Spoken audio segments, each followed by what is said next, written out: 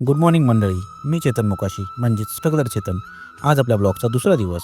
गारगार थंडीत थंड पाण्याने आंघोळ करून निघालो कामाला. हर हर महादेव म्हणत केली आजच्या दिवसाची सुरुवात. महादेवाचं दर्शन घेऊन पुढं मार्गस्थ झालो. नेहमीप्रमाणे आज पण एअरपोर्टवरला गर्दी होती.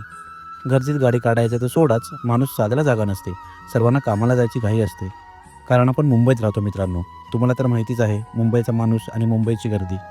तर मित्रांनो, कशीबशी रेजत गर्दीला चिरत मी पोचलो ऑफिसला. समोर आपला शशीभाऊ जात होता. त्याला आवाज देत केली ऑफिसमध्ये एंट्री. सर्वांना गुड मॉर्निंग बोलत लॅपटॉप उघडला. मेल्स चेक केले. बाकीच्या कामाची सुरुवात केली. काम करता करता समजत नाही दुपार कधी झाली. आज पुन्हा जेवण झाल्यावर आठवण आली, आईला व्हिडिओ काढायचं राहिलंच. मग काय, जेवण झालं शतपावली करत घरी कॉल केला. जरा बायकोला आणि रायबाला वेळ दिला. जेवण झालं की कमीत कमी अर्धा तास चाललंच पाहिजे मित्रांनो. चालून आल्यावर पुन्हा लागलो कामाला.